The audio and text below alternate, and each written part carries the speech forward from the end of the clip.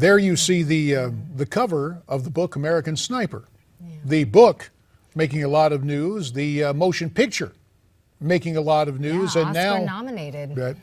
And now proceedings in Texas making some more news. Yeah, jury selection began today for the man accused of killing Kyle. So that began today. The reason the defense of the accused killer of Chris Kyle believes that the massive success of the American Sniper movie will taint the jury selection day. That's been all the talk because of all the buzz going on in Hollywood with the movie and the book release. And that is why we're so pleased to call on our next guest. Joining us from Newsmax, New York, the former assistant district attorney in Brock's County and current managing partner at Hochheiser and Hochheiser, the criminal defense lawyer Daniel Hochheiser. So, Daniel, the jury selection is supposed to start. The attorney for the accused killer says the success of the American Sniper movie is going to make that impossible, at least in the current venue. The merits of the argument they're putting forth. I don't think it's going to work. As you saw in the Boston bombing jury selection situation, they tried to move that trial out of Boston because of all the publicity over that situation, and those motions were denied.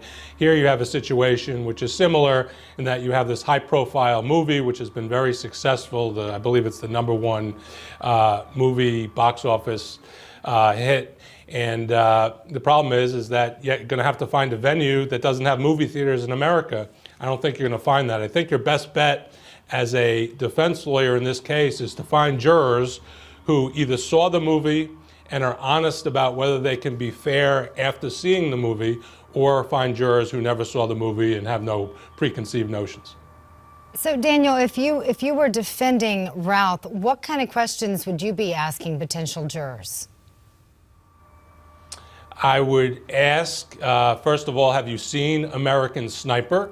And if the answer is yes, then I would ask if your viewing of that movie would influence your thoughts about whether my client is guilty or innocent before you see any evidence. If the answer to that is yes, then that juror is going to be excused for cause and you kick them off the panel. If they say, no, I can still be fair, I understand the movie has nothing to do with your client's guilt or innocence, then you have to get to follow-up questions. Well, it seems to me, and we understand from reports today, Dan, that the judge has already turned down a request for a change of venue. At the very least, one possibility you touched on a minute ago, just saying if folks saw the movie, that's enough to disqualify them. Is it possible a judge would go for that kind of limitation on the jury pool? It's possible. If I were the judge, I wouldn't go that route because I would rather have people that are honest, and you're going to have lots and lots of jurors who saw that movie, and I would rather have a juror who's honest and says, yes, I saw the movie, but I can still be fair and accept that person than have people who are hiding the fact that they saw the movie, and you get into all kinds of problems if you try to exclude a whole class of people that saw such a popular film.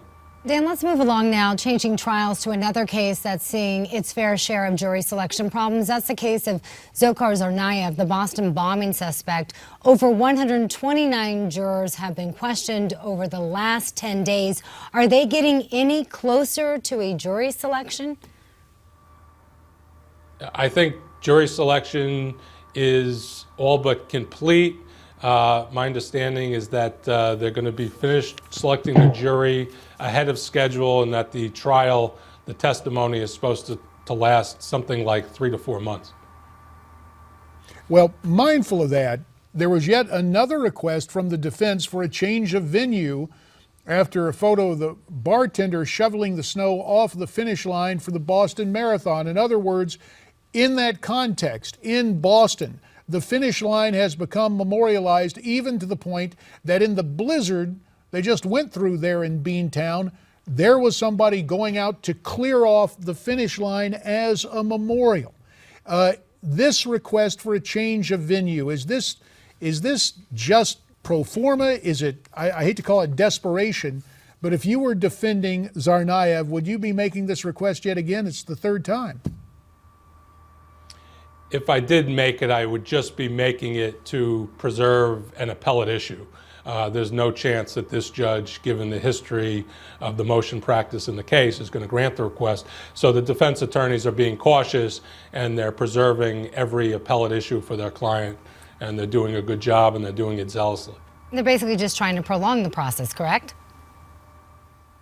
Well, not just prolong the process. As a criminal defense lawyer, you have an obligation to your client to preserve all his appellate rights. So there is a possibility that even if this judge denies all these motions to change venue, in the event that Tsarnaev is convicted. What's this? I'm just trying to understand the strategy. Yeah. The strategy is that if you're convicted, if your client's convicted and you go to a higher court, an appellate court, and the appellate court disagrees with the trial judge, which is possible, and says that all the publicity in this case did have an undue influence on the impartiality of these jurors, you could get a new trial. Let me go to yet a third trial, this one also taking place in Boston. The Patriots just won a Super Bowl, but this trial for their former tight end, Aaron Hernandez, some observers of the court say he looks stressed. Does the demeanor of the defendant have any bearing on what's going on in that courtroom? You know, being a criminal defendant, especially in a murder case, JD, is a lose-lose situation. If you're calm, cool, and collected, the jurors can look at you and say, this guy must be a psychopath. Who could sit there being charged with murder with their life and liberty on the line and be so calm, cool, and collected? On the other hand, if you appear stressed, now you look guilty because you're stressed. So it's really difficult to try to communicate the correct demeanor to the jury because all your body language can be taken the wrong way as a defendant. Fair enough. Dan Hochheiser, we appreciate your time, and we'll be back in touch soon. Thanks for being with us from Newsmax New York. Very quickly, we began this segment with a look at the cover of American Sniper. It is available to you at our website. For more info, go to newsmax.com/sniper. And don't forget, tonight, right here on Newsmax TV, a special Chris Kyle, A Hero Speaks.